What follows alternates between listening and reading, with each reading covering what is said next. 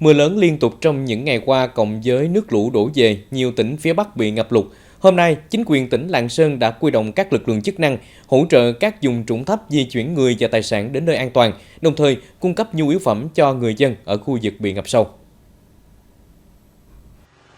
Tại thôn Tiến Hậu, xã Nhất Tiến, nước ngập sâu khiến 148 hộ dân tạm thời bị cô lập, giao thông chia cắt từ chiều tối 22 tháng 6. Giám đốc Công an tỉnh Lạng Sơn đã điều động các lực lượng cảnh sát về xã Nhất Tiến, hỗ trợ di chuyển khoảng 40 người già, trẻ nhỏ, phụ nữ mang thai đến nơi an toàn. Mưa lớn, lượng nước từ các tỉnh lân cận như Thái Nguyên, Bắc Giang dồn về cũng đã làm nhiều nơi trên địa bàn huyện Hữu Lũng bị ngập, gây thiệt hại lớn về hoa màu, tài sản của bà con.